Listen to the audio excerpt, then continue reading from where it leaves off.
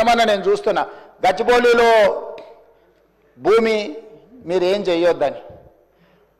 అధ్యక్ష, దాదాపుగా 25 సంవత్సరాలు అనుకుంటా, 25 సంవత్సరాల క్రితం బిల్లీరావు అనే వ్యక్తికి, ఒక ప్రైవేట్ వ్యక్తికి, ప్రైవేట్ సంస్థకు ఆ భూమి కేటాయించారు. 25 సంవత్సరాల నుంచి ఏ రోజు కూడా సెంట్రల్ యూనివర్సిటీ దగ్గర ఆ భూమి లేదు. తెలంగాణ ఉన్న కంబైన్డ్ రాష్ట్రంలో 2006లో ఆనాడు కాంగ్రెస్ పార్టీ రద్దు చేసింది ఆ కేటాయింపు. అక్కడి నుంచి కోర్టు కేసులు జరిగినాయి. 2014లో తెలంగాణ రాష్ట్రం వస్తే 2024 వరకు 10 సంవత్సరాలు గత ప్రభుత్వం బిల్లీరావు నుంచి భూమి గుంజుకోలేదు అధ్యక్ష.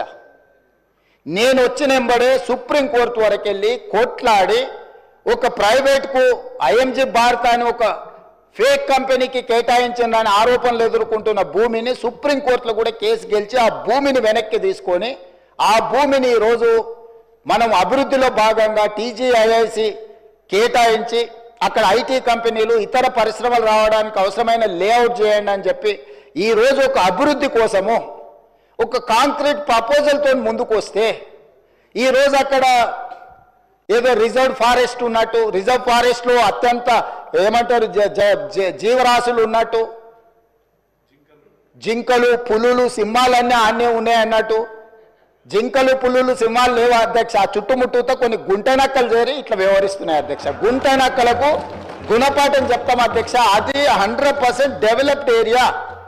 We are also going to utilize for development. We are not utilizing or otherwise మేము ఎవరికో అర్ధరాత్రి పూట ఎవరికో కట్టబెట్టే ప్రయత్నం చేయలేదు అధ్యక్ష. పర్ఫెక్ట్ డెవలప్మెంట్ చేసి ఓపెన్ ఆక్షన్ ద్వారా అంతర్జాతీయ స్థాయి సంస్థల్ని పెట్టుబడులు పెట్టడానికి భూమిని తెలంగాణ ఇండస్ట్రియల్ ఇన్ఫ్రాస్ట్రక్చర్ కార్పొరేషన్ ద్వారా ఆ పెట్టుబడులను ఆకర్షించడం కోసం ఈరోజు ఒక ప్రణాళికబద్ధమైన డెవలప్మెంట్ చేయడానికి మేము ముందుకు వస్తే ఇవాళ దాన్ని అడ్డుకునే ప్రయత్నం చేస్తున్నారు అధ్యక్ష. నేను ఒకటే మాట అడుగుతున్నా అధ్యక్ష, 10 సంవత్సరాల మీద అధికారంలో ఉన్నప్పుడు ఐఎంజీ భారత బిల్లీరావు అనే ఆయన దగ్గర భూమి ఉన్నప్పుడు మీకు బాధ లేదు, దుఃఖం లేదు, ఆ భూమిని వెనక్కి తీసుకురావాలని ఆలోచన లేదు. అలాంటి వాళ్ళ నుంచి ఆ భూమిని వెనక్కి తీసుకొచ్చి పరిశ్రమల అభివృద్ధి కోసం ఎందుకు అక్కడికి పోయినాం అధ్యక్ష? ఈరోజు అమెరికన్ కౌన్సిలేట్ అక్కడనే ఉంది, ఈరోజు విప్రో అక్కడనే ఉంది, ఇన్ఫోసిస్ అక్కడనే ఉంది, ఐటీ పరిశ్రమలన్నీ అక్కడనే ఉన్నాయి. అట్లాంటివి చాలా పరిశ్రమలు ఉన్నాయి అక్కడ. అది ఫైనాన్షియల్ డిస్ట్రిక్ట్. ఆ ఫైనాన్షియల్ డిస్ట్రిక్ట్ని ఇంకా కొంచెం ఎక్స్పాండ్ చేస్తే అంతర్జాతీయ స్థాయిలో పెట్టుబడులను ఆకర్షించుంటాడని అని చెప్పి ఈరోజు అక్కడ దాన్ని విస్తరించే ప్రయత్నంలో భాగంగా ఈరోజు పోయినాం అధ్యక్ష. పరోక్షంగా కోర్టులో పిఐఎల్ చేపిస్తారు, పరోక్షంగా పిల్లల్ని రెచ్చగొడతారు, యూనివర్సిటీ ల్యాండ్ తీసుకున్నారని. ఐఎంజీ భారత్కు పోయినప్పుడు లేని బాధ ఈరోజు టీజీఐఐసి పరిశ్రమలను నిలుపుకోవడానికి, పెట్టుబడులు పెట్టడానికి, వేల లక్షల ఉద్యోగ అవకాశాలు కల్పించడానికి ప్రయత్నం చేస్తుంటే ఎందుకు అభ్యంతరం పెడుతున్నారు అధ్యక్ష?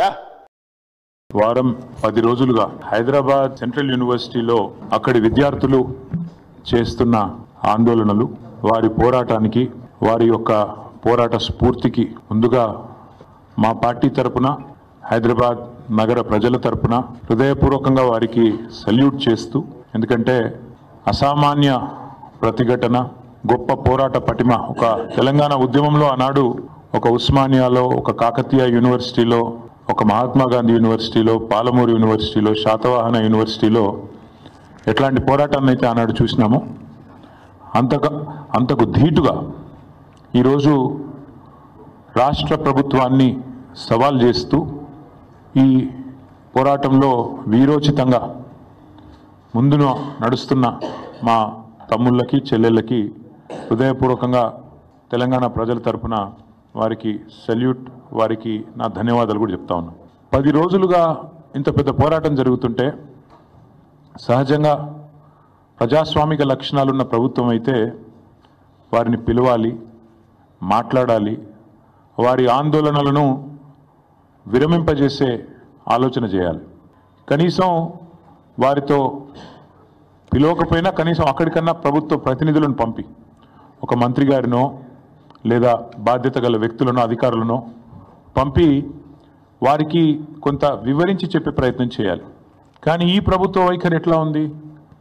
ఆందోళనలు చేస్తున్న విద్యార్థులను పట్టుకొని గుంటనక్కలు, అక్కడ జింకలు లేవు, గుంటనక్కలు ఉన్నాయని స్వయంగా ముఖ్యమంత్రి గారు మాట్లాడుతున్నారు. ఇంకొక మంత్రి గారు అయితే పేమెంట్ బ్యాచ్, అని చెప్పి విద్యార్థులను చిన్నగా చేసే విధంగా, వాళ్ళని అల్పంగా చూపే విధంగా ఇంకొక మంత్రి గారు నోరు బారేసుకుంటారు. ఉప ముఖ్యమంత్రి గారు అక్కడ జంతువులే లేవు, అదంతా ఏఐ జనరేటెడ్, ఆర్టిఫిషియల్ ఇంటెలిజెన్స్ ద్వారా జనరేట్ అయిన ఇమేజెస్ అని తన కృత్రిమ మేధస్సును ఆయన బయట పెట్టుకున్నాడు. ఇది పరిస్థితి. మేము ప్రభుత్వానికి చెప్పేది ఏమంటే, ఇది దాయాదుల పోరు కాదు, ఆస్తి తగాదా అంతకంటే కాదు. భూమి నీదా నాదా అని కొట్టుకునేందుకు రేవంత్ రెడ్డి ఆ పిల్లలకు వేలు విడిచిన మేనమామనో బాబాయో తాతనో కాదు. రేవంత్ రెడ్డి ఈరోజు 4 కోట్ల మంది ప్రజలున్న ఈ రాష్ట్రానికి ముఖ్యమంత్రి. అంటే ఈ రాష్ట్రంలో 4 కోట్ల మంది కట్టే పన్నులతో జీతం తీసుకునే ఒక ప్రతినిధి. నిజంగా చెప్పాలంటే రూలింగ్ పార్టీ అని మా పెద్దలు కేసీఆర్ గారు ఎప్పుడు చెప్తుంటారు, రూలింగ్ పార్టీ కాదు సర్వింగ్ పార్టీ అని పిలవాలంటారు. ముఖ్యమంత్రి అనేవాడు ఈ రాష్ట్రానికి బాసో, ఈ రాష్ట్రానికి నియంతనో, చక్రవర్తో, రాజో కాదు. ఒక పెద్ద పాలేరులాగా, ఒక పబ్లిక్ సర్వెంట్ మాదిరిగా పనిచేయాల్సిన బాధ్యతలో ఉన్న వ్యక్తి. మంత్రి అయినా, ఎమ్మెల్యే అయినా, ఎమ్మెల్సీ అయినా మేమందరం కూడా వేరే పబ్లిక్ సర్వెంట్స్, మేమంతా ప్రజాసేవకులం.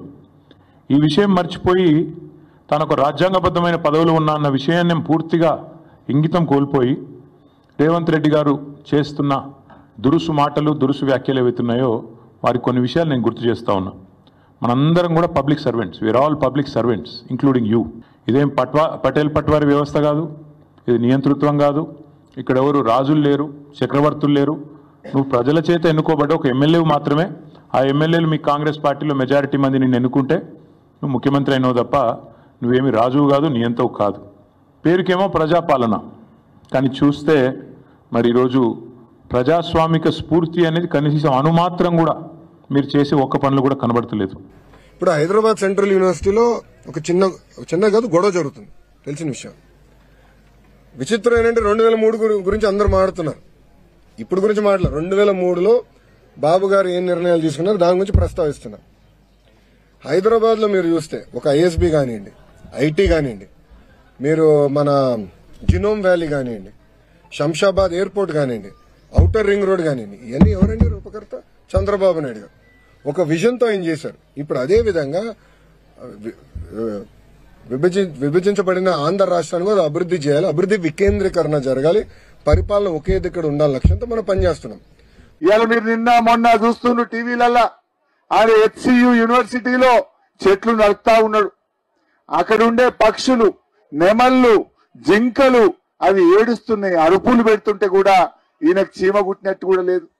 ఇవాళ ఇంతసేపు ఏ భూములు అమ్ముకుందామా, ఏ భూములు లూటీ చేద్దామా, ఇది తప్ప రేవంత్ రెడ్డికి ఇంకో పని లేదు. ఆడ అగ్రికల్చర్ యూనివర్సిటీలో 100 ఎకరాలు గుంజుకున్నాడు. ఇవాళ ఇప్పుడు మళ్ళా 400 ఎకరాలు హైదరాబాద్ సెంట్రల్ యూనివర్సిటీలో గుంజుకొని దాన్ని అమ్ముకుంటాడట. ఇవాళ భూములు అమ్ముకోవడానికే నువ్వు ముఖ్యమంత్రి అయినవా? అదేనా నువ్వు చేసే పని? నువ్వు పేదలకు ఇచ్చిన మాటలు ఏమైనాయి? పేదలకు ఇచ్చిన హామీలు ఏమైనాయి? ఒకసారన్నా రా ఏదైనా ఊర్లకు. ఈరోజు కచ్చిబోలి భూములన్నీ లక్షల కోట్లు. విశాఖపట్నం స్టీల్ ప్లాంట్ ని ఎలాగైతే 33 ఎకరాల్లో 19,000 ఎకరాల మిగిలింది. ఎకరం నువ్వు 50 కోట్లు వేసుకో, 400 ఎకరాలు 2.5 లక్షల కోట్లు. అప్పుడు చంద్రబాబు నాయుడు గారు అభివృద్ధి కొరకని ఇస్తే రాజశేఖర రెడ్డి గారు ఇది అన్యాయంగా ఒక ప్రైవేట్ ఇచ్చి ఆ పేరు బాగుంది. యూనివర్సిటీ భూముల మీద ఎందుకు పడ్డాడు ఈ రేవంత్ రెడ్డిని రాహుల్ గాంధీ? అరే నువ్వు యూత్ కి న్యాయం చేస్తానన్నావు, మంచి చేస్తానన్నావు, ఉద్యోగాలు ఇవ్వట్లేదు, అభివృద్ధి చేయట్లేదు. సరికదా స్టూడెంట్ భూములు ఉద్యోగులకి ఇవ్వకుండా, స్టూడెంట్లకి ఇవ్వకుండా, ఫ్యూచర్ లేకుండా నువ్వు చేస్తుంది ఏంటి? లక్షల కోట్లు ఉన్నోడికి మళ్ళా లక్షల కోట్లు ఇవ్వడానికి. అందుకే నేను ఈరోజు కోర్టులో వాదనలు విన్నాను. పబ్లిక్ ఇంట్రెస్ట్ లిటిగేషన్ ఈ రోజు ఫైల్ చేస్తున్నాను.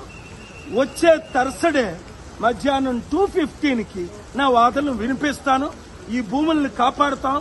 తెలంగాణ మిత్రుల స్టూడెంట్స్, ఈ దొంగలను నమ్మకండి, ఈ గజ దొంగలను నమ్మకండి. మన భూములు మనం కాపాడుకుందాం. ఏ పొలిటికల్ పార్టీని నమ్మకండి. నేను మీతో ఉన్నా, మీరు నాతో ఉన్నారు, ప్రజలు మనతో ఉన్నారు, మీడియా మనతో ఉంది. దేవుడు మనతో ఉన్నాడు, సత్యం మనతో ఉంది, మనమే గెలుస్తాం. ఒకవేళ ఎవడైనా కొన్నా అదానికి ఎలా బుద్ధి చెప్పామో 7 లక్షల కోట్లు ఆస్తి పోగొట్టి, అదాని కంటే పెద్దోడు ఈ దేశంలో లేడు, అంబానీ కంటే, వాళ్ళ మీదే కేసులేసి గుండె గీస్తున్నా అమ్ముతుంది మోదీ అయితే, కొంటుంది అదానీ అయితే. మా భూములు నువ్వెవడరా అమ్మడానికి, కొనడానికి వాడెవడరా? కమాన్ కబడ్దా, వీ విల్ నాట్ స్పేర్.